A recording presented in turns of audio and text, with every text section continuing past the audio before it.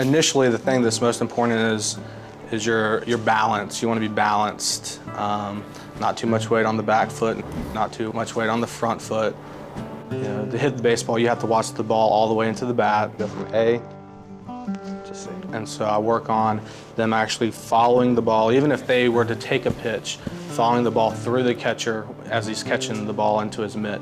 Because if you're following it, you have a much better chance of hitting it. Stewart is awesome, first of all. He likes to help people. That's what he's really good at.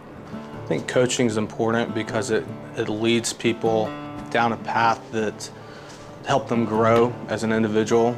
Now I keep my head down and hit to the right field. And you hit it to right field, and what happens? Good things happen, don't they? We both started in audit at the same time, even though he had worked here previously. I got into PwC without an accounting degree. He was economics and finance and all over the place, yeah. And was coached and mentored to go back to school. It's very, very similar to my baseball career in some form or fashion.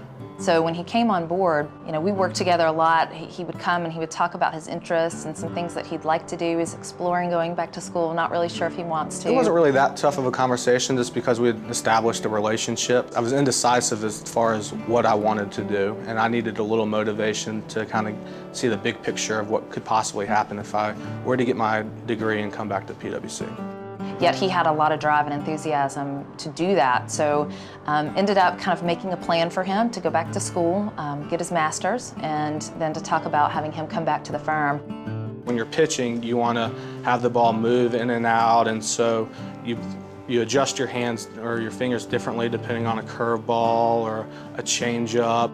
Execution's all about just delivering what you've been working on the entire time. In baseball, if I know I've prepared for something, then I know I'm going to be successful because I've been working very hard at that. I think a few qualities that make a coach successful, ability to gain trust, kind of at the very beginning, find a common point of interest, to get to know somebody, build a relationship. Well, Melissa's been a good coach to me.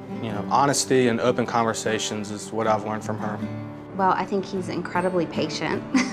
And I think dealing with 13-year-olds, you have to be. When I was growing up, I had a lot of great baseball coaches that spent time coaching me and allowing me to become a good player. And I just kind of feel like it was my civic duty to give back to the kids the way that some of these coaches gave back to me.